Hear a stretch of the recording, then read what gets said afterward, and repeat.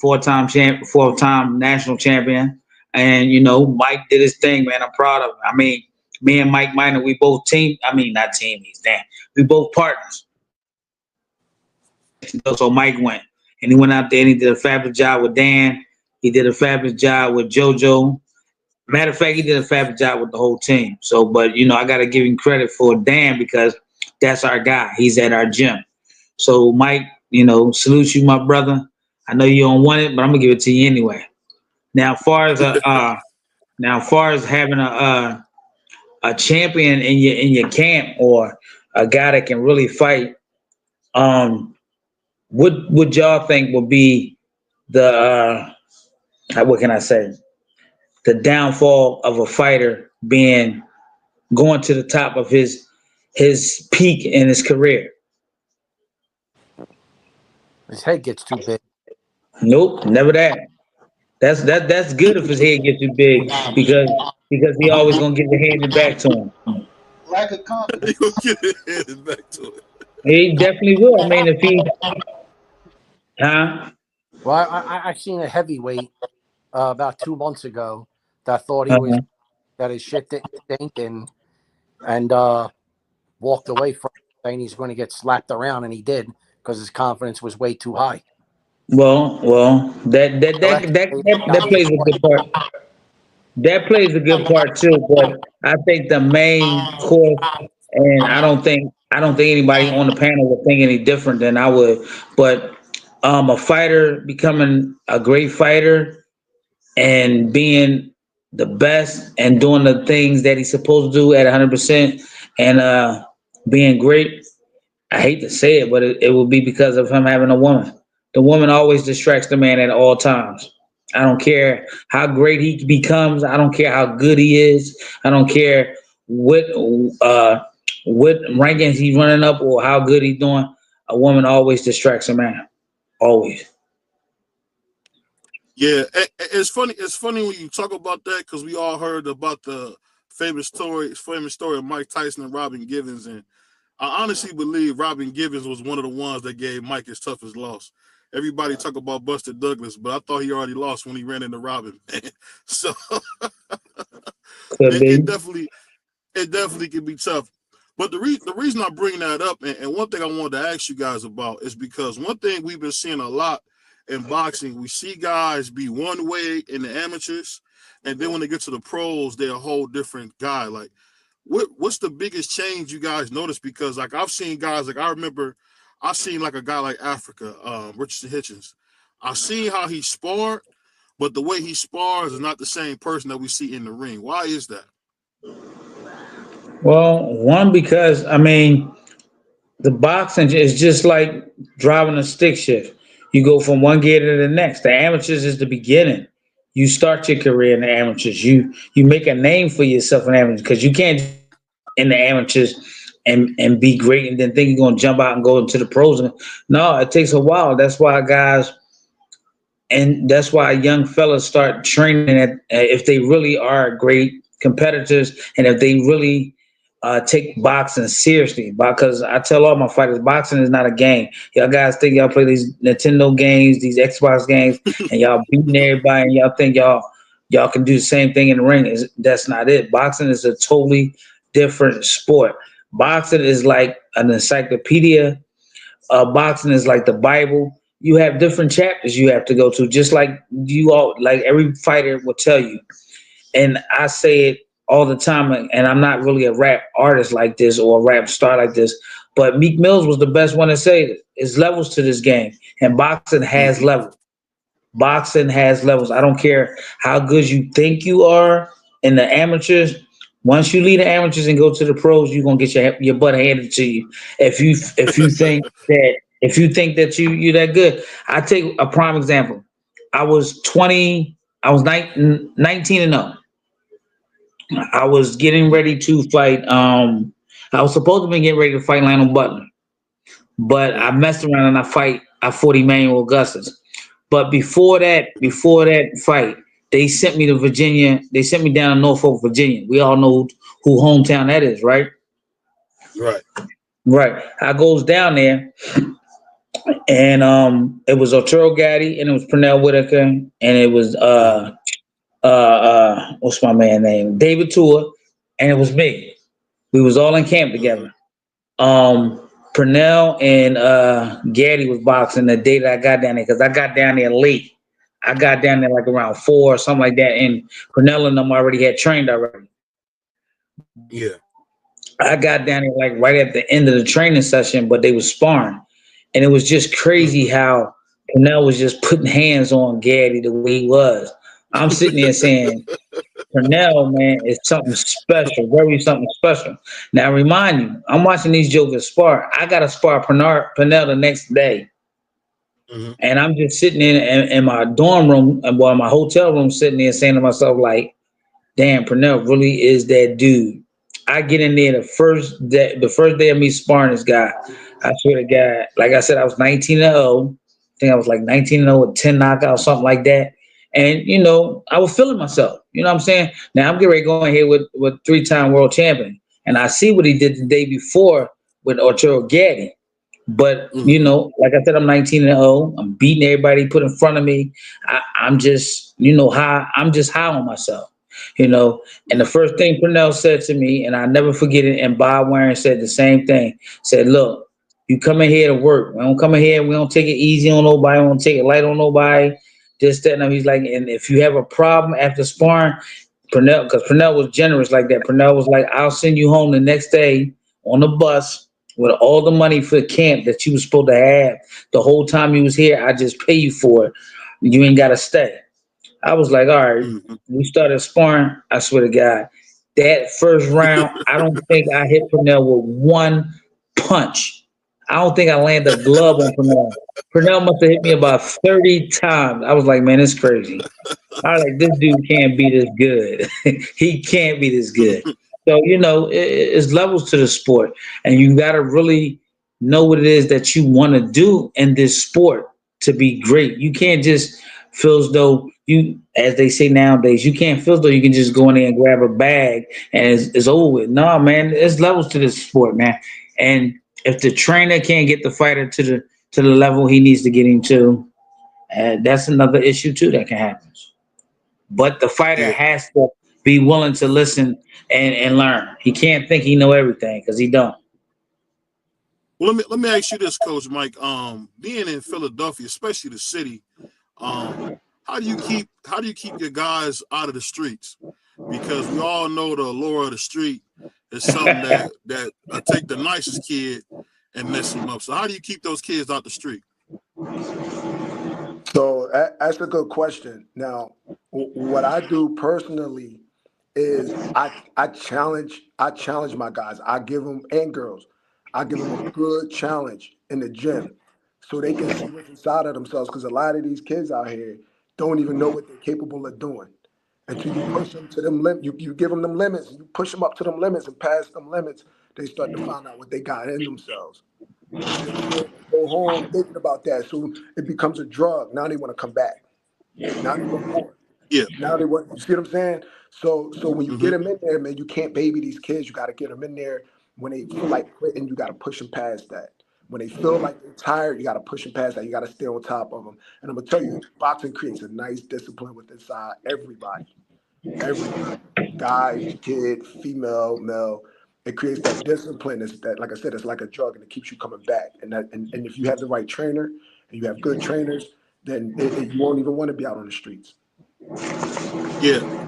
The reason we talk about that, man, because I really feel like, especially, you know, Coach Ivan is like the embodiment of this. Is we got to care about the next generation, man. I think if we don't, we're in serious trouble. But I'm gonna let my man from Middle Georgia, my man, we call him Varnell Hill, but my man Dub Rightside, he gonna come in here. He gonna ask you guys a couple questions. Go ahead, Varnell. Well, first things first, you're the only person who called me Varnell Hill, but shout out to my brother Sombrero. Shout out to Sombrero in the building, man. Salute to everybody on the panel tonight, man. Appreciate y'all pulling up. Man, I want to ask, as far as the psychology of being a coach, I know I done coached kids before, you know what I'm saying? My son now, he's starting to play basketball. The psychology of it, understanding the mental aspect of the kids, and I know Coach Monty, you just brought up the challenges that you give them. And each person's mind is different. how does that play in boxing as far as getting into the mind of the fighter and understanding what's best for them and what they need to be doing in the ring and how you can convey it to them because everybody don't receive messages the same. Right. And you know what? That's where we get developed at as coaches. To deal with the different personalities because you can't coach everybody the same way. Everybody perceives information differently. So the better the coach can develop himself and relaying that information to these different, people. That determines how much of a better coach that you can make yourself, how much of a good coach you can be. Because like I said, people get nervous in different ways. You get one guy, he gets real calm. You get the other guy, he get the jitters. You know what I'm saying?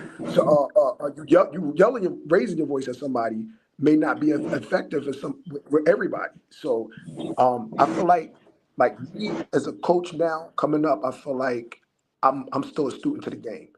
So I'm constantly learning about people, man. And I'm gonna tell you, it's an education for us as well as the boxer. But the more you relate and tap into each individual, because sometimes you can't do it as a whole. So you got to tap into each individual and find out what makes them tick. And to me, that's a good foundation for a coach. And it's interesting you say that because there were times, and like I coach little league football, little league basketball, those type of things. But there are times where I know a kid can handle something, and I know another kid may not be able to. So I may go off a little more on this kid, but it's really to convey a message to some of the other players. Do y'all use those type of tactics in the gym? Definitely. Well, we do. We do, and I do. What I do is that a lot of times I let the kids know, or even guys, guys get challenged. 20 years old, 23-year-olds, 25-year-olds, 30-year-olds come in the door, and I tell them, I said, look, you're going to get tested. You are going to get tested, and when you feel like you're about to quit, hey, that's where our work begins. It don't end when you break a sweat. It starts when you feel like giving up. You see what I'm saying? I don't push nobody past any type of bad pain or nothing like that. Yeah. Nothing like that. But we all got that little breaking point. And then when we reach our goal, we push past it. And then when they see that they're able to do that, I'm telling you, you'll see greatness in people, man. You see greatness in people. And they really appreciate it. It keeps them coming back. I can't complain. I can't disagree with it. The other thing I want to ask is, and this is specifically to boxing, especially with, and I want to ask first off, who are some, because I don't know all the names, but who are some of the best guys in your opinion that you're training right now, Coach? So I got to give a shout out to my man Shaquem Thomas. Now look, I got this guy from the mud. He was a little heavy. He was losing weight when I got him, but he dropped down to 47. He started fighting 47. I'm telling you, I put him in the ring with my daughter. My daughter made him ball up a little bit. So he wasn't really used to it, but I'm telling you, this kid can rock in that right now. It hurts my heart because he had an unfortunate situation where he had to find another job. So our schedules are off, but I'm still looking out for him and trying to get him into a good spot. But I don't want his talent to go waste. Man, I'm gonna tell you, he done sparred people from Las Vegas. He done sparred Victor Padilla. He been in the ring moving around with Jabril Noble, Hank Lundy. This kid has a great talent. Josiah Brown is another one. He's 18 years old. I just took him to the Nationals. The kid had 13 fights. He went in there rocking and rolling with people with 30 fights and more. You know what I mean? Great kid. People just surrounded him. He dropped his head on. He lost his second fight in the second round in the Nationals, but he dropped his head. But then people gathered around him and praised him on his performance. That kid can roll, man. And these guys are going to be something. I'm telling you, Shaquem Thomas and Josiah Brown, 18 years old. He also got a scholarship. I submitted him for a scholarship out there. And the National Golden Gloves of America gave him $2,500 towards his school. He's going to college next year. And his prom is tomorrow, so shout out to him. And that's a beautiful thing. That's a beautiful thing to hear. And my last question, and I get long with it. I ask questions all day, but just the imprint, because like you said, the man, he has prom coming up. Shout out to him. A big day for all of us when we were growing up. But just making sure you're nurturing those relationships and making sure that he's, even though, like you said, he got or he lost a fight or something like that. What's it like? You know what I'm saying? And like you brought up, the people in the gym rallying around him at the fight, rallying around him. What's it like just to be a part of that, understanding that, hey, you ain't gonna win them all, but these are life lessons that's being taught. These are really life lessons. So, what's it like being a part of that and just really more or less leading that effort to rally around these guys at such a young age? Hey, listen, that's a wonderful feeling. Because at times fighters all they want to do is win, and even though this boxing thing is not designed for that, you actually become great or greater when you actually learn a lesson from somebody who's better than you. So when these guys drop their head or girls drop their head, it's up to the coach now. We become a counselor. We have to let them see the long run and not just the short term. So if a fighter focuses on the long run, where he's going or where she's going, and not just focus on a particular loss and drop their head on the loss, man, I tell like Joey, I said, man, hey, look at the journey. Don't look at the decision. Look at the entire journey, where you came from and to where you are right now. And that's what the fighters got to start focusing on. And as a coach, it feels good to actually help fighters do that, because when they get back in the gym, guess what? They right back. You get them right back in there. Oh, one more thing. Hey, shout out to my daughter. That's one of my favorite fighters too. I can't, you already know about her, so I ain't gonna But yeah, man, Hey, it would have been a hard night. You ain't mentioned that one now. It would have been a hard night. But she know that. My daughter, she know that. She my heart. She knucklehead sometimes, but she my heart, man. And unless she a dog. My daughter's a dog, so that's another one of my favorite fighters as well. Without saying. But man, listen, even her, this times, man, I have to wipe the tears from her eyes. But look, then we right back in the gym and we right back looking for the next one. I got to give you guys credit for what you guys do, because when I was growing up playing football, I'll be totally honest, my coach said, F them books. Oh wow. So, Oh wow. I give you a lot of credit, coaches, both of y'all, because I know dudes. If it was, I had some tough grandparents, but I know dudes who would leave high school, who went to college and played football in college, and then on to the pros, who could barely read and write, because I give you guys credit, because dudes, they tell us all the time, man, F them books, work on your craft. That's wrong. I got like I said, me and Coach Mike, we partners, we work together. He works, I work with him during the day, and then I'm at night with my dad and TT, and we got a bunch of fighters. But my night guys are like, they're kids. I got kids from, I think, 12 to 17. It stopped at 17, because at 17 he pretty much already a young man. He about to come out of school and move on to the next journey in his life. But the smaller ones, the younger ones, I tell them first, like, look, school, the books is first. Them books is first. If you ain't doing good in school, if I ain't seeing your report card every month, if I'm not getting a report from your mom or your dad calling me, telling me how you doing in school, if it take too long, I don't need you, because they fail to realize, man. And the funny part about it is, I've always wanted to be champion. I always wanted to be on the Escalon with the Pernell Whitakers and the Arturo Gotti. And I was friends with Vernon Forrest, Shane Mosley, Chris Bird. All those guys was in my camp coming up through that amateur career. And I always wanted to be able to count a lot of money and have a lot of money. And if I didn't go to school, if my mom and dad didn't push me, if they wasn't on me about going to school, I would have never, ever been able to count money. And that's one thing that these guys got to understand. They got to learn how to read, because the professional level is getting really, really bad, to the point where you're getting contracts being mixed up. Promoters don't want to pay you the money. Then what your money, what you worth, what you should get, but they still trying to give you less money. And then if you don't know how to count your money, and you don't know how to divide your money and divvy it out to your team, man, this is a lost cause. I don't care how good you can fight. I don't care how good you can fight. You know what I'm saying? I'm just telling you, and this is just I'm in the same area too. No, it ain't funny. I was in that area too. I never heard a coach say, go to school. I remember, I'll tell you something fun. I remember I had was missing class, and my grandfather came up there and was like, "Mofo, you want to play effing down if you ain't in class." Where I've had friends, I'm telling you, to this day, I know some cats who played in the league and lost a lot of their money because they really couldn't read and write. So salute to you on Exactly. that. But I know you That's bought, what I'm I know talking you bought about. Brother Joe. So we want to hear from Brother Joe. Tell us more about my man Joe. I'm listening to all you guys and learning, and I'm being a part of Ivan. Okay. Well, go ahead and give us something, Crush. What you got for us, Crush and Free? I think Crush might have No, fallen on the stage. Go ahead, Free. I was going to ask Coach Mike. How was that talk with your daughter's mother, and how did you feel when your daughter said she wanted a box? How was that first talk?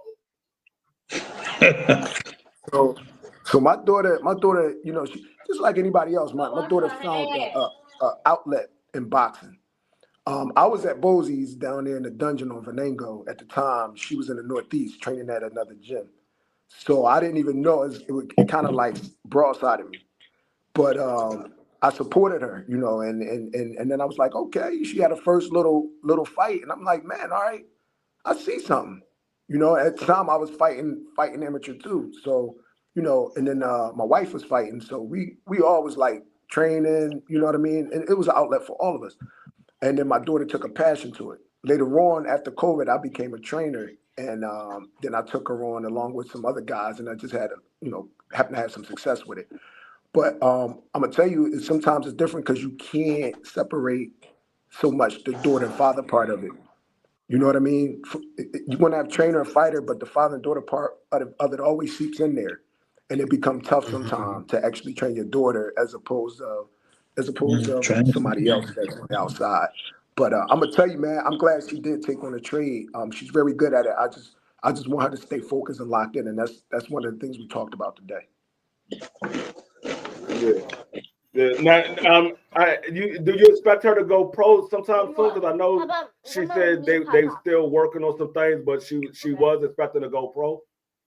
Absolutely. Absolutely. I'm gonna tell you, I see a world champion in that girl. And then not only I, but we had actually MVP reach out, you know, and they big on women boxing. And they reached out. But I told her, I advise her, sometimes she don't agree with me, but I advise her, if we ain't ready to take something, we're not gonna take it. You know what I mean? If we're not ready for this level, we're not gonna go there. When we're ready, we're gonna go. In this sport, you gotta have patience, man. You gotta have patience. And the people that rush things wind up rushing into the wrong stuff. So she trusts me. But absolutely, when she locks in, I guarantee you will see a world champion out of her because she has that passion for it. She ain't going nowhere. And just that's dope, Coach Mike, because I was broke, man. So as soon as I could go get some money, man, I would have tried to go get some money. So I give you credit for waiting, man. Because I was broke, man. So I get that. I think that not having that desperation is huge, man, because I honestly can say I probably could have got more out of my career if I wasn't so consumed with going to the NFL and not getting better. So that's what I mean when I say, like, that's a good thing because, a poor kid like me would have heard MVP, I'm gone. I'm gone. We figure out when we get there, man. Go ahead, things come to those who wait. You know what I mean? And we ain't gonna wait too long, but because she's right there, she can get these girls out of there. She can become a world champion in 7 fights because with females it's different. You know, they ain't gotta climb a whole ladder to become, a contender. You know, with them, the ladder is so short. So you got girls getting WBC title shots in 6, 7 fights. You know what I'm saying? So that's why I said it's not hard for her, but she just have to lock in. If she ain't locked in and she ain't focused, and I see something that's not right, we not going because people like that can run into a wall. So right. I always like to, real quick. I always like to ask fathers this question, especially those who train their children. We've asked this multiple times, but just asking you, Coach, what's it like having? Because I hear people say, "Man, hey, you need to bring somebody else in, this, that, whatever." But you always have your child's ear. You know what I mean? They hear your voice more than anything else, so you have the ear. what's the balance there as far as training, having her ear, and then also having her train with other individuals to progress her game as far as boxing goes? What's that balance for y'all? I mean, it's great, and if I'm answering your question correctly, I mean, she has a coach that'll go anywhere with her. She has a coach that'll travel, that'll spend money, that will invest. You know what I'm saying? She has the surrounding because we already, we have a lot of ties to different places where we can place her. So she has everything in place for her. The only thing she has to do is lock in herself. So it's great, having all of these avenues and things is in place. And by look, we got, hey, and I'm not just saying that because of here, but Ivan Robinson. I mean, you see this man Yeah. fight. Who? Did you see this Who? man fight? Who? You know what I mean? Hey, look, to have him is an asset.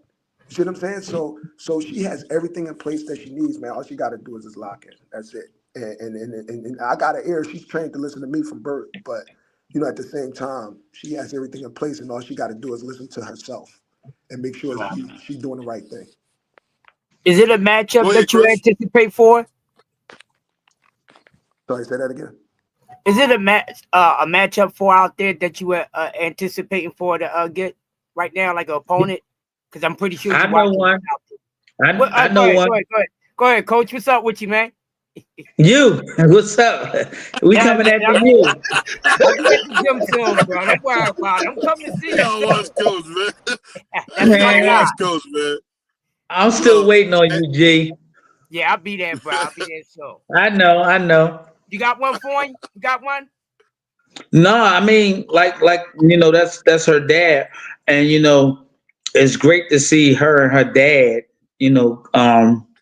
communicate the way they do. It was different for me because I'm a male, and it was me and my dad. Me and my dad connected very very well, and to see her and her father connect real well is great. And the thing that's great about her, she's a headstrong person, but she has to be focused. You know what I'm saying? She really has to be in her surrounding place, nobody around her for her to do what she need to do, because it's like days that I come in the gym because me and Coach Mike, we work with a lot of guys, and she's like, it's like she know we got other fighters and we train them, but at the end of the day, she like, look, I know y'all got other guys, but y'all got to be working with me too. And there's days I be in that joint, I don't be wanting to work, but she be like, look, Coach, come on now, let's go. I'll be like, shh, this girl right here, man, she brutal. I seen her like a year and a half ago before me and Mike even got together. I seen her a year ago, and I was saying to myself, she gonna be something to mess with. She is gonna be something to reckon with in the years to come. Trust me, she gonna be something to reckon with. And her pop gives her everything that she needs. I don't mean give it to her far as like presents and nothing like that. I mean, he gives her all the support she needs. He tell her all the right things in there, and she go in there and she do it, and it's good. But I'm still trying to figure out about this guy Ivan Robinson. And, I don't know who the heck he is, but if he doing some work, I second too. that. Don't know who the hell he is. But hey, to answer that question, I definitely said And driving this that he has no clue. to answer that question, so I want to get her. I'm fine. I I want to gotta get her talk 140, to and we're going to try to hit these national Mike. champions. Okay, cool. I'll be looking, man. I'll be looking. Yeah. I'll be looking to watch it, bro. I'll ask you one thing. One thing I know See, about Liaise, she can get a little hot-headed. Has she been able to take when things don't go her way a little bit better? You want me to answer that? Go Yeah, ahead, I Coach. answer that. I think Listen, man, my daughter.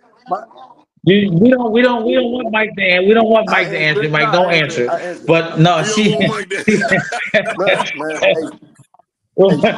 we don't want Mike to answer. Because she told me about the time where she had felt like she got cheated, and she took the belt and threw the belt out the ring. So I was just making sure. now, let me tell She you wasn't something. getting Anthony Joshua on no more, man. Let me tell you something, man. She's grown, and that comes with maturity. You know what I mean? So she has grown up from that. She's a lot different than what she was. She used to get out the ring. If the sparring ain't work her way, she felt like if the person got up on her, she felt like she got to get it back. And that's how she walked around the gym afterwards. And I had to stop her and say, look, You know, that's a look of defeat. You stick your chin up, but hold your chin up, stick your chest out, and you go over there and you have some type of humility to with the opponent. You go over there and you be humble to your opponent and say thank you. We gotta do that again. You know what I'm saying? And you go hit the bag, but you never walk around the gym and look defeated. So after we had that talk, I'm gonna tell you, she grown from that, man. So she ain't throw nothing that I've seen. She hasn't done anything. She even one time where I feel like Jersey, man, I feel like Jersey is bad. Like you got to shoot one of their fighters if you want to win. If not, the decision is going over there. So we lost the fight over there. She dogged it out, man. She was ripping that girl body up.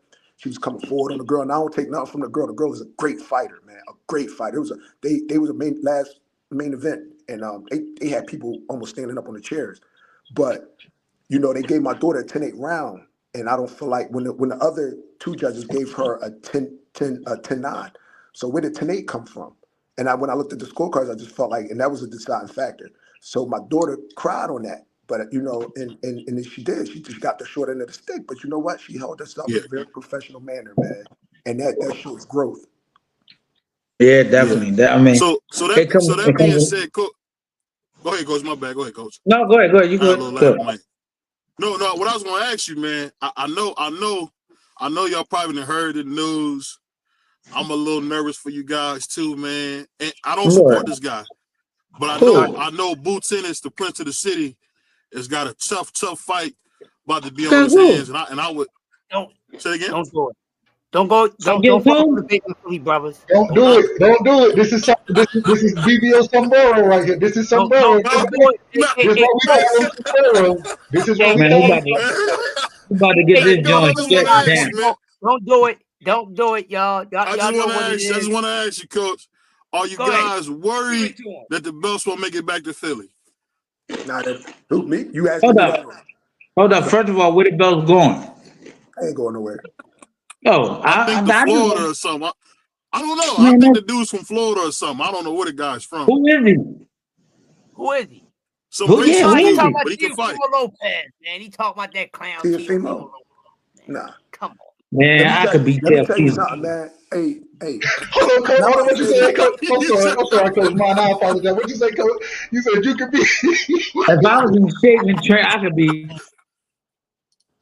Hey, he's a super athlete, Coach. First of all, that's my only thing. I'm just wondering, can Boots deal with that? He a super athlete. We never seen nobody as athletic as that fight Boots. So I was just wondering, were you guys worried about the belts leaving town?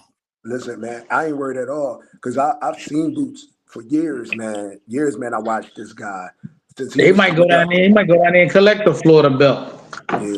Nah, Tio ain't got nothing. But listen, Tio going to be a name under his resume. That's all that's going to happen. Boots, you ain't even see what you see on TV and all that. You ain't see the levels of what this guy can do, man. And I'm gonna tell you, I put my name on it. I put everything on that. Man, I'm an old man. When Boots was in the gym, running around in the gym, I was in the gym. I had to be about, I had to be somewhere about like, man, Boots was getting in the ring in his diapers, putting. I mean, he was putting that work in shadow box, and jokers was stopping, sitting in the young boy good. Coach, I mean, everybody has a time. Okay, go ahead. Huh? No, go. What you gonna say? I think your mic was a tad bit out of order. It might have been me though. It might have been me. You went out. You went out, Coach. We couldn't hear nothing you said. Oh, I just was saying when I was older, Boots was a kid himself, and he was in the gym, you know, and his diapers and stuff, putting that work together. Boots is just a different type of guy, man. He just something special. I mean, all this he getting hit. I mean, we all got hit. I thought I had the greatest defense in the world. I still got hit. Come on, man. You get hit in this sport. This sport, you're going to get hit. The best of them got hit. Ali got hit. You know what I'm saying? Sugar Ray Robinson got hit. You know what I'm saying? Larry Holmes got punched upside his head a lot of times. You know what I'm saying? But they say he was the greatest. They say he was the greatest. Come on, man. I mean, I think sometimes people just be putting too much of a cap on certain things that don't need to be put on. I mean, take the fighter for what he is.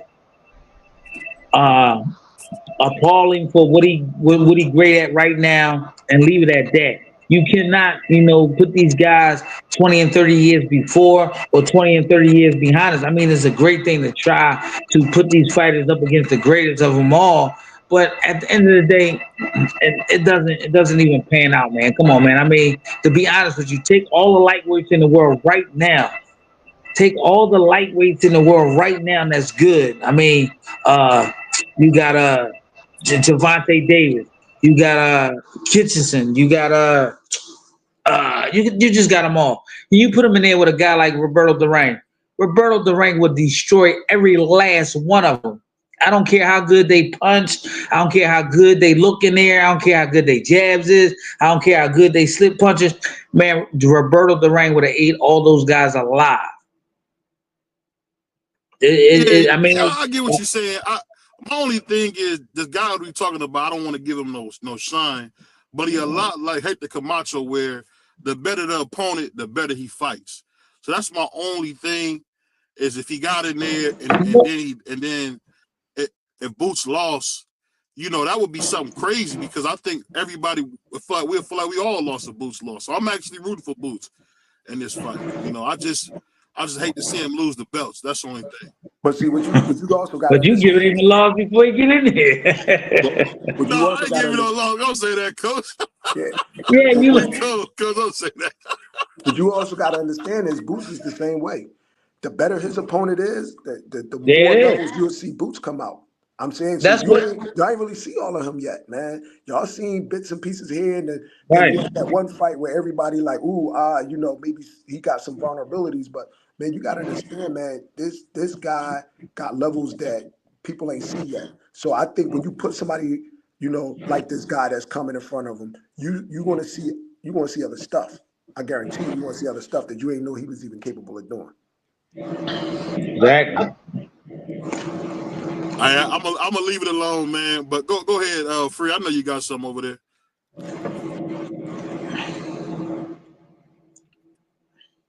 Nah, I was having fun. You being on the hot seat. I was having fun with you on the hot seat.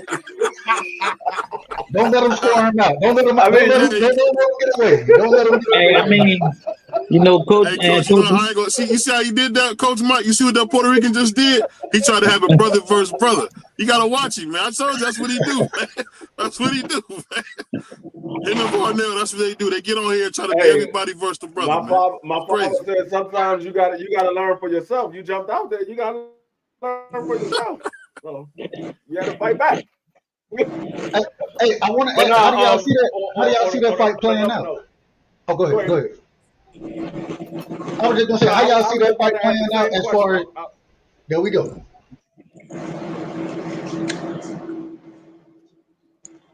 His mic can't hear him. You want me? My opinion? I want all three of y'all opinion. How do y'all see that fight playing out between Boots and Tio? Hold on, Joe. Joe, you were talking, man, but you were on mute. Go ahead, Joe. Okay. I said I don't believe anybody knows what somebody has until they're tested. No matter what sport you're in, no matter where, nobody knows how deep somebody can go until they get tested. And that's in every sport. That's in life. That's what you do. That's what I've from coaching, from around until they get in the match. No matter what sport, you don't know how deep somebody can go. Greatly said, my man. Greatly said. You got to get smacked enough to decide how far you can take it. That's it. I mean, he said it best. I mean, and at this point right now, Boots is that guy that he wants to fight everybody. As they say, he wants that smoke. I mean, come on, Eddie Hearns, giving them guys so he can get the smoke. I think that everybody went up to 154. Look, man, in boxing, with you being a boxer and me being in that sport, well, being in this sport and understanding it and doing it for so plus years, and then turning professional at 21 and then fighting until I was 35, I learned a lot of I learned some of the trades. I didn't learn a lot of the trades. I learned some of the trades. But one thing for sure, two things for certain. There comes a time when you're going to be tested. I don't care who it's against. I don't care if it's against a bum. I don't care if it's against the number one guy in the world or if against the champion. You're going to be tested. And I think Boots has been tested. And I think it's just to the point where right now, everybody just wondering like, what if? Look, this man has a plan. This man has a resume. This man has a contract. This man knows exactly where he want to go. This man knows exactly what he wants to do, and he's going to do it. And I take nothing away from his father. His father is going to guide him the best way he know how, and they're going to make the best decisions for themselves. That's going to be for them, not for us. We want things, but they're going to do what's best for them, for themselves, and for Boots' legacy. So at the end of the day, yeah, we want to see Boots fight Telefimo. We want to see Boots fight Ortiz, but we got to sit and wait. It's just like you going to the doctor. You got to sit and wait to see the doctor. So now you got to sit and wait and see who Boots want to fight and when he going to fight. We can't try to put him and make him fight these guys. Yeah, we can want him. We can want them to happen, but at the end of the day, it's going to be up to Boots and Bozy and hopefully Eddie Hearns to get these fights going the way they do. And right now, the way I see it, I don't think at 147 there's nobody who could beat Boots. At 154, he's going to be tested. I'm not saying he can't win, but he's definitely going to be tested. Yep. You know, that's why I love you, Coach, man, because you definitely a homer, man. Salute the coach, man. He definitely a homer, man. But Boots been like pro I said, almost 10 years. He been pro almost 10 years. I said Boots been, all right, my thing is this, but I'm gonna show you. Excuse me for cutting off, but I'm gonna show you how crazy the boxing game is and how life sets you up for certain things. Okay, Boots is 30 and 0, 31 and 0. Okay, whatever, 30, 31 and 0. Mhm. Okay, people saying he hasn't been tested.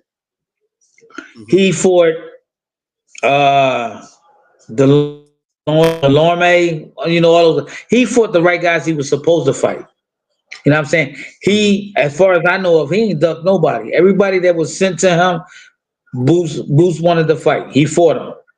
Okay. With me, the same way when I fought, when I was fighting, they threw everybody in front of me. I wanted to fight Shane Mosley. After I had lost to Israel Cardona, I wanted to fight Shane Mosley. I didn't give a shit that Shane Mosley was the IBF World Champion. I should have won an IBF World Champion when I fought Philip Holiday like 6 months before that, but I lost. Shane Mosley fought him after that and went and destroyed him. I asked for the Shane Mosley fight. Shane didn't want to fight me, but I went down to the Lear Center and made Shane Mosley decide not to fight with me. And fight, but I got cut and the fight never happened. I put my dead uncle on it. If I would have fought Shane Mosley, I would have beat Shane Mosley. That was in reference to the fight with the Arturo Gatti fight. They told me I had to fight Arturo Gatti because Shane Mosley wasn't available at the time. He was getting ready to fight. How you gonna tell me who I had to fight? But you know what? All right, I'll fight him. I fought him and I beat him. Things, you know, certain times you just put in a situation where you just say, excuse my expression, say fuck it and just go ahead and do it. And I'm thinking that Boots is getting to that point right now where he's getting really agitated about everybody wanting to make decisions for him when the decisions will be made for him, be made by him and Bozy. You know what I'm saying? He's just gonna go out there. And I think, like I said, at 147, he's gonna clean up 147. One person I would really like to see him fight is Brian Norman. I think that fight will be a great fight, even though I still get an edge to Boots. You know what I'm saying? I ain't starting no controversy or nothing like that. So Brian Norman don't be hitting my John Lamar talking about he mad at me. No, it's not even like that, dog. It's not like that at all. Styles make fights. I got Brian Norman, but I respect what you're saying, Coach. I got Brian Norman by stoppage. I'm great. We can put. Hey, Coach Mike, I'm going to see you in the gym tomorrow. I'm going to see you in the gym tomorrow, Coach. This joke is. You're a funny guy, man. I see Brian Norman. He beating the burritos out of people, man. So you got to. I just don't see what's different. I think if he get in there with Boots, he gonna beat a Philly cheesesteak out of him. That's just what I think. I could be wrong. You know, give Yeah, me a you little could grace be. to be wrong, but You are I just wrong. think Brian Norman, as Mike Tyson would say, is gonna F him up. I just think that's what's gonna happen. But you know what? I didn't. You know. Did you see how Steady Arms was punching him like that? They said Steady Arms was punching who? You didn't see what he was punching Boots? Say it again. Who? He almost punched his beard off, Coach.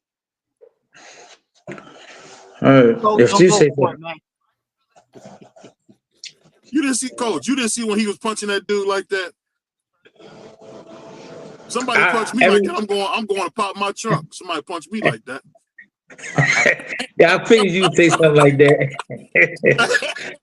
But that I can't take many of those, man. But evidently it wasn't effective, because at the end of the day, when you turn it around, did you see the way Stanley Owens was getting punched? And evidently he couldn't take it. He couldn't take it.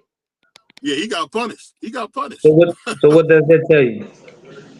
What's it tell you? Styles make fights, guys. And at the end of the day, I just think at the end of the day, if you can like Mr. My man over there, Mr. Quiet Guy said, he don't talk much, but like he said, Styles make fights. And my thing is that I don't think y'all really seen the best of Boots, like Coach Mike said. And actually, you know what? Boots can really box. He really can box.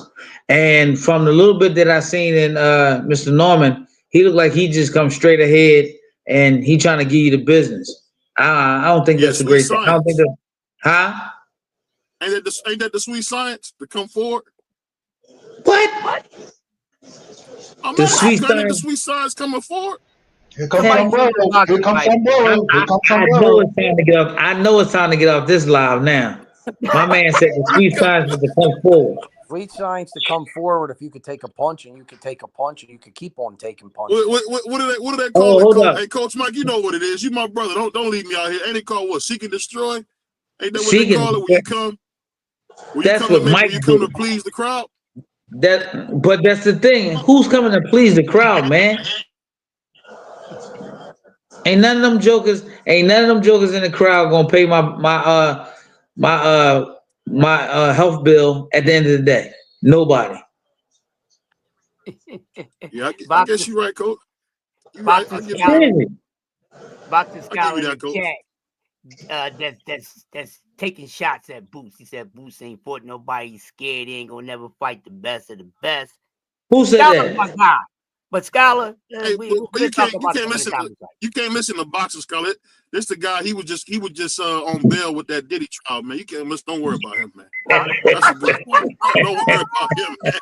He on bail, man. Don't listen to him. He on bail, man. They caught him with 100 bottles of baby oil. Don't worry about him, man. Oh, goodness gracious! He said 100 bottles of baby oil. Oh my God! I would have gave you just one jar of Abilene. You would have been all right. But I thought. Say, what's that? Hey, now when I listen to that stuff with Puff and all that, man, ain't that much sex in the world, man. That's a fact, man. Yeah. First of all, much sex in the world, man. First of all, right, with that situation, it's not about the sex. Go listen to my damn breakdowns. I break that down like I break everything else down. Don't listen to all that nonsense, bro. I break everything else down just like boxing, bro. Don't believe all that nonsense. The sex is just the foundation of all the legal things that was taking place and all that. Y'all got to relax. Y'all got to relax. I fight the debate so much. It's so gullible. But I let Mr. Real take you home. You know what I mean? Always count on some Philly guys to take you home and keep it real. You know what I mean? Straight up and down on special effects. Because some of y'all come from the backwoods of fakeism and be out here pump faking and all that. We don't do that. Hey, Philly's a scary more than cheesesteaks, my man. We more than cheesesteaks. You understand? Hey, Philly is a scary place. My dad said he was driving in his car. This is in the early 90s. He said brothers opened up a U-Haul and robbed him. So Philly ain't no place to play it, man. Opened up a U-Haul? They was hiding the U-Haul. Wow. He said they jumped out the U-Haul, man. He said they was everywhere, man. He said he thought he was in a movie, man.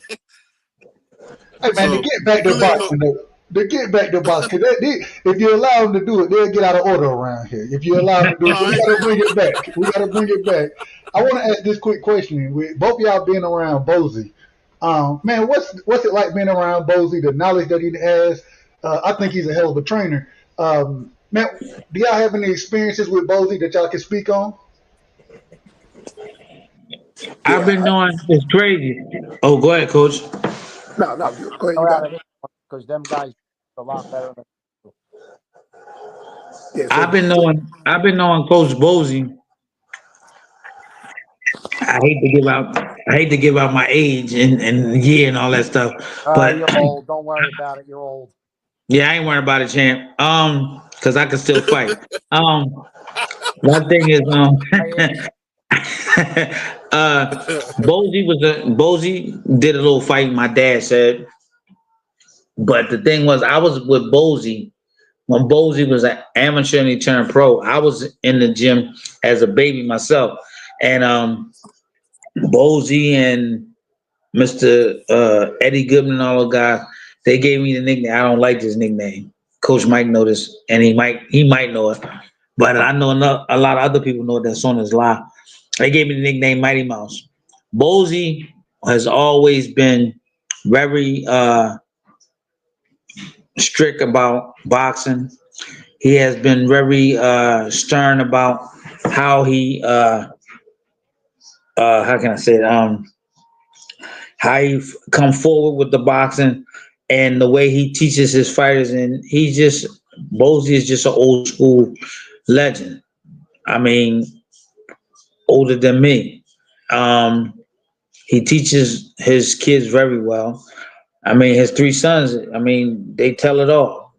Pooh, Farad, and now Boots. He's been around with the best of them, with Bowie Fisher, Cyclone Hart. He ran with all the Philly legends. And he sat back, he watched, he learned, he listened. The things me and Coach Mike do, when we get a chance to get around our peers and our older ones, you know what I'm saying? And I'm luckily to still have my dad with me, where I learn a lot from my dad every single day. Days I don't want to learn stuff that I thought that I should have learned when I was fighting. I didn't, but I know it now. So Bozy is a great trainer. Bozy is one of the last Mohicans, as we say. So all the fighters and all the trainers in Philly, I mean, I feel as though if you get a chance, you get a chance to go talk to Bozy, sit down and chat with him. I don't think Bozy would have any problem with talking to you about learning the sport, knowing how the sport runs, what to look out for, and even try to help you with your fighters. I know he taught me a lot in my time coming up, and I know Coach Mike learned a lot from him because he's with him every day. So, just one of the old Philly legends, boxer / trainer, great guy, great husband, great father, great friend, just a great guy all around. I mean, I can't say much more. And Coach Mike, I want you to expound on that with you being around him as much as you were or have been around Bozy. But also, one of the things I love is he'll get in the ring with some of his fighters. You know what I'm saying? Even with him being the age that he is, and I say that respectfully. I say that very respectfully. But he'll still get in the ring. We've seen those type of clips from him. What's your thoughts? Do y'all do that as far as getting in the ring with some of your guys, and any stories that you have as far as Bozy go? Hell no, I ain't getting in no ring. But I do.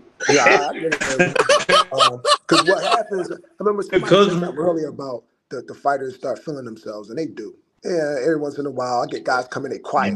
They win their first 5-6 fights, and then next thing you know, they like, yeah, why don't you put your stuff on, coach? So I always keep my stuff ready. And I'm going to tell you one thing about Bozy. I came in one day, he said, you sparring. And I said, oh, man, I don't have all my stuff with me. So he grounded me up. I swear, to this day, I keep my stuff in my trunk. Bozy's one of them guys, man, I'm going to tell you, he still get in there. I got in there with him a couple times. It didn't work out for me. You know what I'm saying? But listen, he's 67 years old, and that man still moves like some of these young guys out here, man. He's a phenomenal guy, phenomenal coach. I pick up a lot of things from him. I mean, I go get myself educated by the clinics as well, to make myself a more well-rounded coach. But a lot of the roots come from Bozy. And the roots is what I've really been having success with when coaching these guys. So if I still had it my way, I would still be right next to Bozy, shadowing him. But I knew eventually I have to break off and test myself as a coach and become my own individual person. And that's the only reason why, I couldn't stay up under him, because he's a great coach. And any success I had would have been, that's Bozy, And it is. I give that man his flowers now. But I had to break away in order to establish myself and see what I can do.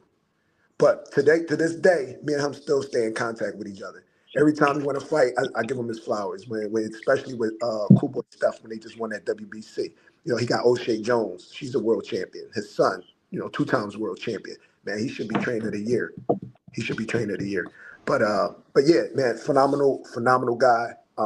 And like I said, everything that I do that I have been having success with comes from the roots of the dungeon. What we call the dungeon. And it comes from. Well, I got one last question for you guys. 2 last questions. What the first one would be is, are you guys opposed to the Mexican style? Because I think that's what sells. And then number 2, would you put Bozy up there with a guy like a Eddie Reynoso as far as being a great trainer? And this is why we call him sombrero. I just want y'all to understand why we call the brother sombrero. This is why. Well, first of all, I don't know who the trainer is y'all talking about. So if I know disrespect, you know who Eddie Reynoso is, Coach? No. He trained Canelo. Oh God. Number 1 dude in the world. He's the number 1 dude in the world. Why is he the number 1 dude in the world? He undisputed, Coach. Who's undisputed? Canelo. Yeah, but who has Canelo really fought to be undisputed? I mean, Canelo fought some great guys. And I think in the last He's couple not undisputed. But I know despite he hasn't really looked to be that Canelo. And see, what people don't understand is that you have a reign when you boxing. You have a reign. You have a reign of time to stay the way you need to be in that period of time for you to be champion. Canelo time is just about through. It's kind of hard to say. This fight with Terrence Crawford, it scares me, but then again, it don't scares me because I think Canelo is a little 100. I'm gonna give Canelo about 60% of himself. Terrence Crawford, I gotta give him 100 because of who he beat in his weight classes. But I don't know if he gonna be able to go up 2 weight classes, man, and push a joker around like that. If he do, man, that's a great thing. But I don't know nobody who moved up no 2 weight classes and pushed a guy around like that. You know when Canelo go in his boot, when he go in his boot, Coach, he got to spill blood. So I don't know when he go in that boot, man. It's over, man. So I'm just hoping he don't hurt Terrence too bad because when he go in that boot, he must spill blood. That's the only thing, man. I don't know, man. I love y'all guys, man. What y'all guys got so many tactics and certain things guys do, man. Now, don't put it on all of us, Coach. It ain't all of us, Coach. It's sombrero, man. I told you that from the beginning. It ain't all of us. I don't know why you calling me sombrero, Coach. You hear this dude, Varnell Hill? Oh, listen to this guy, man. Listen to Varnell Hill, man. Don't listen to Varnell, man. He just talking crazy. I'm a Benavidez fan. You a Benavidez fan? Yes, I am. I think he smacked the shit out of Canelo any second of the day. Hey, real quick, Joe will beat him dead. Hold on, who is we? Canelo. Oh, okay. Did Canelo duck Benavidez? Absolutely. Oh no, of course not. Tell us, Coach Mike. He ducked Canelo. Canelo pursed up by overpricing himself because he knew that Benavidez was a problem.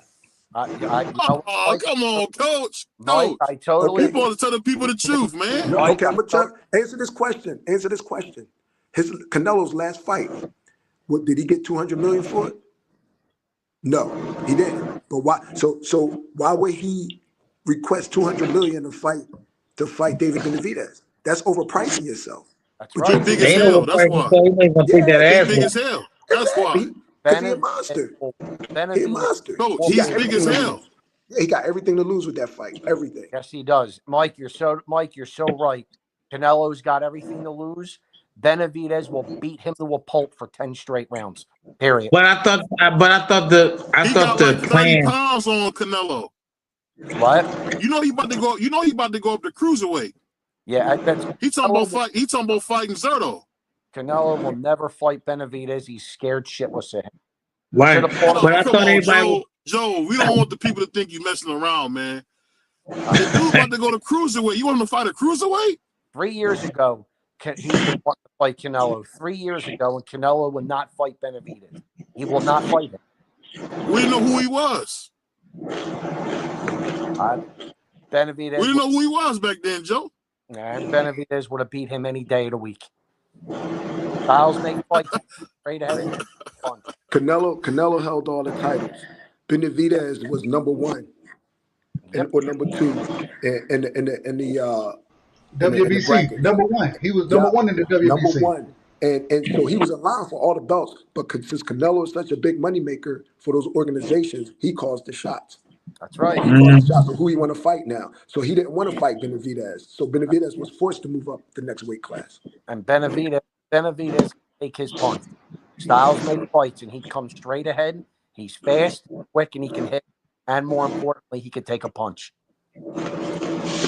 You know, I would say this because y'all my brothers and I love you, but I'm disappointed to hear y'all talk about the greatest fighter since Floyd left. It's crazy work, man, what y'all doing, man. It's nasty work, Mike. Coach Mike, that's nasty work what you doing, man. You come off as a real nice guy, then you poop on the number one fighter in the world. He about to fight Chance Crawford next, but there's no credit for Canelo. And you happy with that fight, right? Yes, sir. Yeah, I figured you would. I'm not. Listen, I don't take nothing from Canelo. He's a great fighter, man. I He's a don't great take fighter. nothing from him. But when you get to the point where you start picking and choosing, man, how long can you stay great doing that? Well, they didn't say it to Sugar Ray Leonard when he didn't fight my man, the Hulk. I don't want to go down the Sugar Ray Leonard avenue. You forgot Sugar Ray Leonard ran from Aaron Pryor? Absolutely. No, we ain't forget that. I mean, that was something that happened, yeah. But within that time, everybody was fighting. Huh? One of my all-time favorite fighters was Aaron Pryor, and Sugar Ray Leonard would never fight him. Never fight him. I'm a Hagler, Aaron Pryor fan, left and right. Well, hey. At least we got brothers giving some of the truth. But I appreciate you guys coming. You know I'm gonna be calling you. Look, now you want to kick us off. Yeah, I gotta get rolling, fellas. Mike, I hope I see. I just want to keep you too long, man. Hey, because I love watching, man. It's like watching my granddad. You eating your chips, drinking your juice. I just like watching you. It's like watching my grandpa. Wow. That was throwing shade. We love you guys, and we're gonna see you in a couple of weeks, man. I'm gonna call you in a couple of weeks. We're gonna have you come back because we know we're gonna see somebody spill some blood. Emiliano Vargas is coming up, which I know you guys probably excited about the future of boxing. And I'm not talking about Keith Colon. I'm talking about Emiliano Vargas. So we got a lot of great fights coming up. So we're going to have a lot of fun talking about them. I just want to thank you guys again for coming. And shout out to my man, Varnell Hill. Shout out to Puerto Rican Free. Shout out to Coach Mike, my brother Joe. Plenty of fun, man. And Coach Mike, I'm going to remember all this cat be saying about Canelo, man. We're gonna write this down in the record books, man. We're going to write this down, man. Take it easy, guys. Have a good night.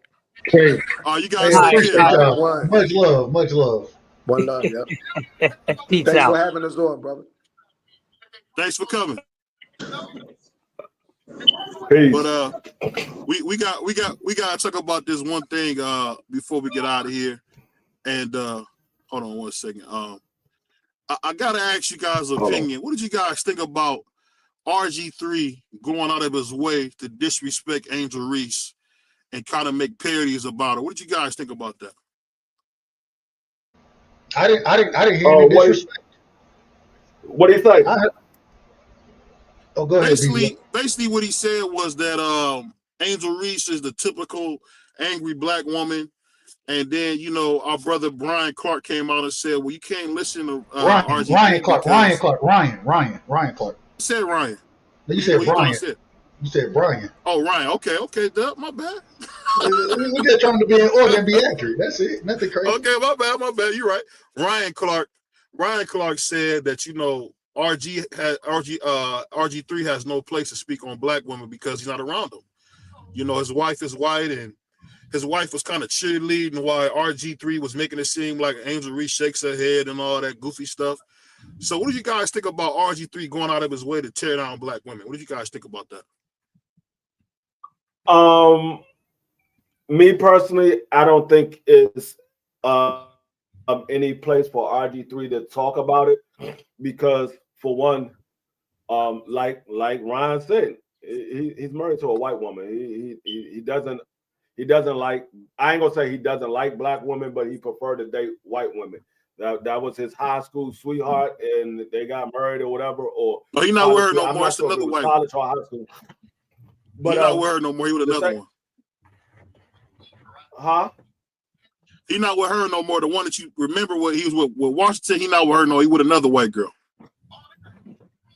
Well, that's even worse. You went from one white woman to another one. But I mean, yeah. I mean, and then I mean, you play football. You don't even cover basketball like that. So I mean, I don't listen to RG3 because a lot of stuff RG3 says he doesn't make sense what he's saying. So I never really listen to RG3 like that anyway. But I mean, if you never dated a black woman and you're not married to a black woman, how can you speak on a black woman? The only black woman you know is your mother. So and his sisters. Yeah. I think this is. I'm just gonna be. Well, go ahead, Chris. I'll let Chris go. Then I go.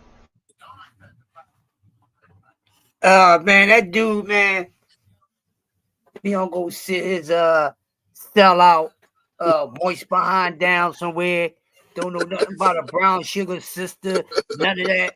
Or sugar cane, eating potato salad with no seasoning behind cats. Stay in your lane, boy. Stay in your lane. Dude had a half-ass football career. Now he want to specialize in talking about something that he ain't good at. That's why he never had a sister, because he didn't qualify.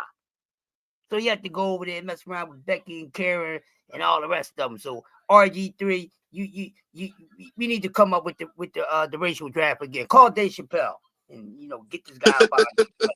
He has no room in no state talking about that sister, and he should mind his damn business. Well, I'm just be honest with you. Y'all out of order. And the reason hold on, wait a minute. I'll let you talk. I'll let you go. Go ahead. Y'all out of order. Because the man, he made no reference of her being black. No, he made no reference to that. All he said is basketball-wise, she hate Caitlin Clark. Or that's all he said. Or whatever the lady name is. That's all he said. And my thing is going back to what actually happened. It wasn't nothing to even be in arms about. It wasn't nothing to be up in arms about because it's a basketball play. It's a regular it's a regular foul. You know what I'm saying? In my opinion, I played. Yeah. So my thing is I thought that Angel Reese was out of order because when she got clotheslined and the girl got kicked out the game last year, she ain't get up trying to do nothing like that. She ain't do none of that. And this wasn't nearly as egregious. This wasn't nearly as egregious. So if you want to say that this man, because he's married to a white woman, and hey, that's on him. I ain't whoever you like, that's who you like. It ain't got shit to do with me. But I thought Ryan Clark was out of order bringing his wife into the conversation because this is a basketball conversation. And anytime you want, hold on, let me finish. I'll let y'all cook. So let me finish. Anytime you bring somebody's family into it, that man have every right to defend his family and come out and say what he said against Ryan Clark. The actual play itself, me personally, and if you go listen to Angel Reese and go listen to Caitlin Clark after, they both say it's a basketball play. That's what they both said. So all that other stuff that y'all want to make it to be, in my opinion, what y'all saying right now, that ain't got shit to do with nothing. The man was accurate. Well, I disagree with him as far as saying that Angel Reese hate Caitlin Clark. I disagree with that piece of it. I think if you want to attack that piece, I ain't got no problem. But as far as the foul goes, that shit was a bunch to make about nothing. Although I think it's good for the WNBA because it brings eyes. But you got this white lady over here. She cooking on the damn court. Angel Reese cooking out there in her own right. You know what I'm saying? I need you to work on making a layup, sis. I need you to work on making a layup, respectfully. But outside of that, all the other stuff that's being made out of this situation is ridiculous. And for you to attack somebody because of who they chose to be with over a basketball take, because he did keep it basketball. I don't know if y'all listened to what he actually said. He kept it basketball. It ain't like he said nothing about her. He didn't say nothing about her being an angry black woman or none of that. All he said is I think she got hate for. I think it's personal. I think she got hate for Caitlin Clark on the basketball court. Okay, if that's how you feel, I think you're wrong about it. But at the same time, even how I can understand where you're coming from, because I watched Angel Reese and I watched the girl get ejected from the game for a flagrant 2 against her. She ain't come with that same smoke. So I can understand where you're coming from, but all that other stuff, man, it's ridiculous. It's pointless. I don't even understand how that is a part of the conversation. Who he likes and who he's married to. I don't understand how that should even be a part of the conversation. Well, it was part of the conversation because I asked, what did he say? And that was what I was given. That was the information I was given. He called her angry. He said she's an angry black woman, according to the information I received. So I'm speaking off the information that I received. That's why I was part of the conversation. If you go listen to the tape, he did that. What he said is, I think that Angel Reese hates Caitlin Clark. That's what he said. I don't think he said anything. Go ahead. I'm not saying you're wrong. I'm saying that was the information I was given, because I asked, what did he say? Because I didn't see it. So I asked, what did he say? The information I was given was she's an angry black woman. So how can you speak on her character if you don't know the female? So I spoke on the information that was given to me. I mean, no matter what, I don't know if I can't say Ryan was right to bring up the man's woman, but RG3 is a cornball. We all have been around guys like him. He's a cornball. Like, he's the dude who he corny as hell. Absolutely. He the type of dude. He the type of dude who don't get no black girls, man. So I mean, he went the white girl way like OJ. That's okay. But what did that have to do with the basketball take? It has nothing to do with the basketball take. I thought. I'll say this. I thought Ryan was a little wrong. There's some information being said in the chat. Don J said he made a post that night. In the first post, he was only speaking about her character. He wasn't speaking about the play. He was speaking about her character.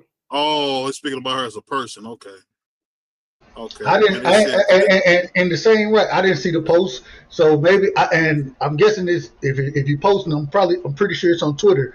So maybe that's what he said. I didn't see that post. I listened to what he said. I listened to what Ryan Clark said. That's what I listened to. So. I mean, maybe that's what Ryan Clark was speaking off of. Maybe Ryan Clark was speaking off the post that he put up. Let me ask you this though, Doug, and you can tell me if I'm wrong. I feel like RG3 makes it such a big deal that his wife is white, and I think no one cares more about his wife being right than he does. Cause that's like his badge of honor. It's kind of crazy to me. I don't know if you see it like that, but he kind of just comes off as a nigga. That's like his whole identity, that his wife is white. It's like no one cares, bro, but you. I mean, am I wrong to think that? I think he did. I don't know if he brought up any time about his wife being white. I don't remember hearing that. And what I listened to, once again, I listened to clips, so I ain't listened to the whole. Well, he makes a lot of jokes about how much he likes milk, and like when he would be on sports, when he would be on there with Stephen A. and them, he would always be, "Oh, I love my drink, all my milk. I love when it snows." Making references to women being white. And once again. Stuff.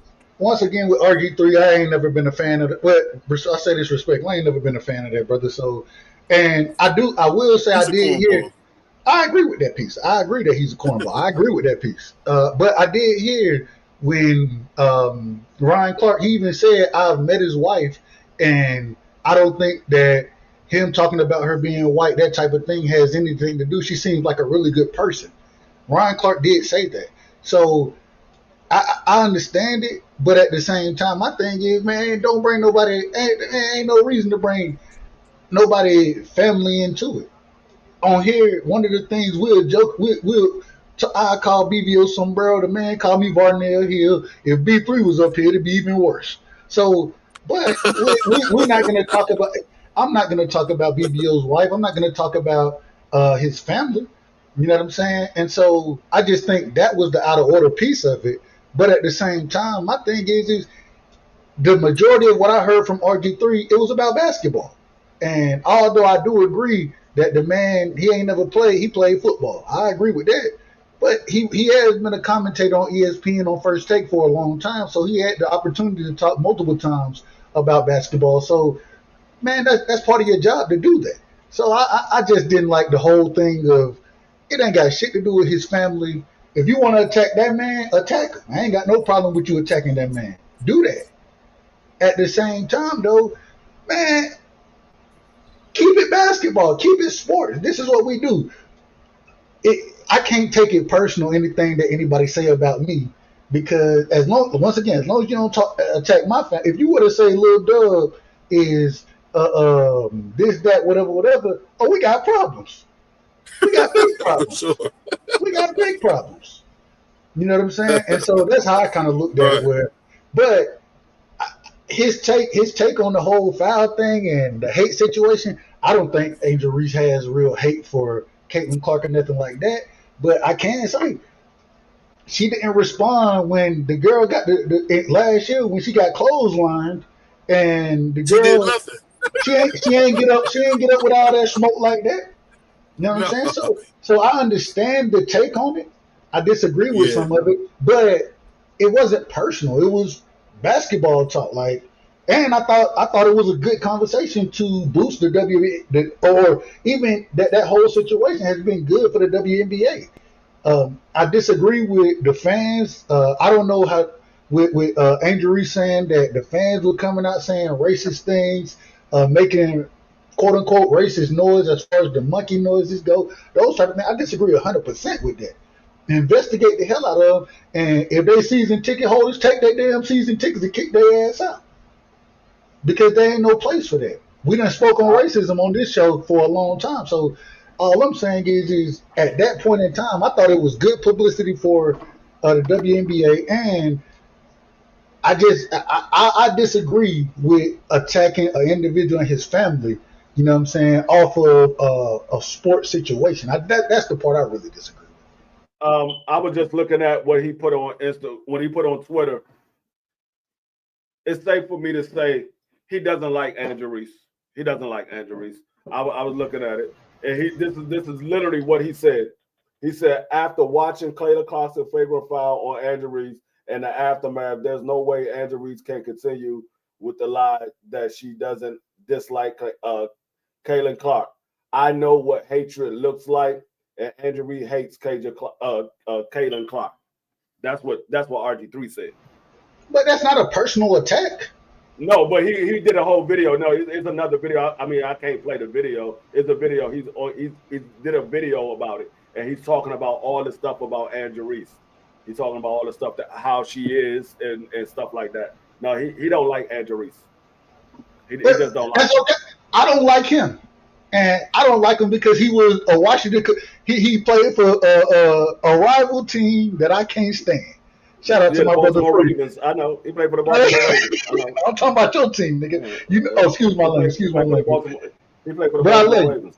I love you, Free. I love you. But at the same time, I can attack him as a quarterback and say, bro, you're dumb as hell for not getting out of bounds. You're not a smart quarterback. You can only read. You don't know how to slide. How you a grown man? You don't know how to slide. Hold on. But my thing is, I can attack him football wise. I can do that, and I'm going to. you can only read half the field from everything that's been reported. You went read 1, 2, and then took off. I can attack him on that, but I don't want. There ain't no reason for me to attack his family. That's my whole thing with the situation. And if like I said, if you come at Lil Dub, I got smoke for you. I got smoke for you every day of the week and twice on Sundays. Just letting you know. No, but it's always been things about RG3 and black women and things like that. It's all, even when he first came into the league, there was always things said about RG3 and black women. I don't go into all the personal information and all that stuff. I don't care about that. All I care about is, can you play or can you not play? Because you're playing for my team, and he couldn't play. He was good that rookie year because people didn't know what he was like. And then when the man couldn't be a pocket quarterback, I realized he can't play the quarterback position. So, I mean, he was good for what he We agree. Yeah. We agree 100%. Well, I wish he would have stayed our quarterback a little longer, respectfully. Wow, we don't have Jerry Jones as our owner. We're not gonna pay for somebody that we know can't play the position. we ain't gonna do that. Man, now you out of here we go. Now you out of order. You out of order again. You out of order again. We do not have Jerry Jones. We have Josh Harris and Magic Johnson. We are not Jerry Jones. We got competent people in the office. Competent. Hey, look. Do their job.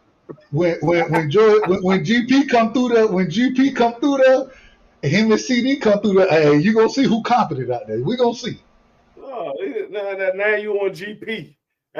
What happened to CD? It's all GP now. Y'all forgot. No, I said GP and CD. I said both their name. I called both their name. You said GP. I called both their name. I said GP and CD. I said GP and CD. All I heard was GP. But you ain't listening. It ain't no.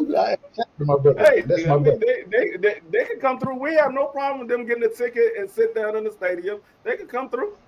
We got y'all on Christmas too. They can watch what a real team look like. We have no problem with them coming. Y'all finally get a quarterback, and now y'all a real damn team. Hey, all right. We should know what I do know is not near one of the players on Dallas Cowboys know what an NFC Championship look like. They don't know what that game look like. They never even smelt that game. The closest they came to that game is buying a ticket. Security. Hold on. Somebody throw his ass out the club, man. Throw this nigga out the club, man. I appreciate it. Shout out to the bouncer BBO, man. Shout out to the bouncer. Man. You gonna get mad because your team ain't never smelled the daggone NFC Championship game. We got more championships than y'all do. No, we was just there last year. And get what y'all lost. We might have lost, but we're not in that boat anymore. We graduated to a yacht. Y'all are still in your opinion. We gonna see what second year look like. Second year gonna look just as good as the first. Now, when you get NFL tape, it changed things. I'm just telling you. Yeah. But we gonna see what happens. Yeah. When it's Christmas time, just answer the phone. On Christmas Day, I'm gonna call you. When we beat y'all down at y'all place, I'm gonna call you. So just answer the phone now. When do I not answer my phone? Well, I don't call. I don't call too much, so I don't know if you. Okay, so when have I not answered the phone? I answer the phone every time. Well, look, if you call me, I'm gonna just be honest. If you call me, I ain't gonna answer the phone. I answer the phone. I pay my debt. I have no problem. If we lose, we lose. I'm not one of those guys that disappear when we lose. I'm still gonna be sitting here talking trash. It ain't gonna change. Hey, I ain't running. I don't run from nobody. Y'all know how I am. I understand beating the Washington Redskins and Washington Commanders, Washington football team, whatever you want to call it. It's normal. I understand beating us is y'all Super Bowl because y'all can't make it. It's normal. It's normal. We beat y'all on a regular basis. It's That's normal. y'all Super Bowl because y'all get no gratification out of anything else. That's the only gratification y'all get. We Y'all beat don't y'all get on it a out of regular the basis. y'all don't I get it out believe of the playoffs. we Y'all don't get split no with y'all. gratification in the playoffs. We split with y'all when Dak wasn't even playing. We had Cooper Rush at the quarterback, and we split with y'all. What are you talking about? No, it doesn't matter if you split. It only Cooper matters. Rush? It doesn't matter. No, we beat y'all with daggone Taylor Heineke. Man, What are you stop talking the about? Hey, on that note, so we can clip this up, man. We beat It's your y'all boy with Taylor BVO Heineke. Boxing. Shout out to my brother Free, It's your man. boy Shout out to Dub. It's everybody. your boy Dub Rice, aka Varnell Hill, man. Hey, real quick. Hey, we were supposed to do Crash. Are we rocking tonight? Because I do have another. I got a conspiracy show I was gonna run tonight, but if you want to rock tonight, let me know. We had technical difficulties yesterday. Crash had a few things that kind of went on at the job and shit, so we couldn't do. Crash, are you there? You're on mute. He might have went to sleep by now. All right, we'll see. So if Chris don't pull up, if you don't hit me up, then we'll be doing the conspiracy show tonight. We were supposed to go live last night, but he had a code that happened at the job. So shout out to him. But we will be live tonight, one way or another. I don't know which way it's gonna be. BBI, I'll let you know accordingly. But man, shout out to the OG, man. And I gotta get the rest of y'all on because shout out to y'all. Shout out to STN as well, the People's Network. Hey, and don't forget, man, that's the only place you can come talk boxing, laugh, and hear my man Varnell Hill and see a black Puerto Rican all in one day. We doing it big. I'm gonna need to get you to slide through. We can set up a scheduled day. What I'm gonna do is go through the whole entire league. We're gonna do by division, and we're gonna do wins and losses for each team for each division. Damn, hold on. In one show? No. That's why I said we're gonna schedule a day so we can have that scheduled day every week. Okay, cool. I got you. I'll be there for the NFC East, for the AFC North. That's it. Well, we don't know why. We don't know why. Gonna do the Browns. He only gonna do the Browns. He ain't gonna do nobody else. They gonna be trash too. Hey, shout out to Shadur. Shadur done came out styling on them already, man. Shout out to Shadur. Are y'all gonna listen to me? I told y'all he's gonna be the starter. Y'all want? No, we agree, man. We agree. I agree with you. I agree with you. No. I'm not saying. I'm talking to the rest of the people that's listening and heard me say it, and they were like, "Nah, you tripping." I'm telling you, Shedeur is. No, he's gonna probably be the starter, man, because Kenny Pickett was looking horrible.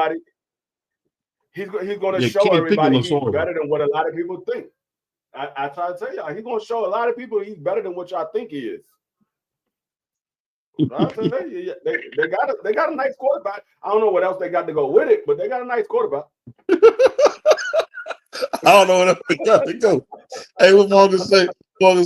They got some fried chicken over there. I don't know if they got no sides, but they got some chicken over there. Hey, they got some chicken. They ain't got no sides now. Hey. You get the wings, you know what I'm saying? You get your piece of your thighs, your legs, then you go to the store to get your the rest of everything you're gonna get, man. Right. They ain't got nothing else, but hey, Craig, hit me up. If you can hit me up and let me know if you want to do the interview tonight. If not, then we'll push it back accordingly. But man, appreciate y'all fellas, man. Much love to y'all. All right, man. Yeah, all right, we're going to tomorrow, y'all. Peace. On behalf of BVO Boxing TV, we would like to thank our sponsor, Raycon. Don't forget to grab your Raycon Everyday Earbuds, the perfect bass model for premium sound, with active noise cancellation to block out distractions and transparency mode to keep you aware of your surroundings. They're ideal for your everyday needs. Just visit RayconGlobal.com. That's RayconGlobal.com.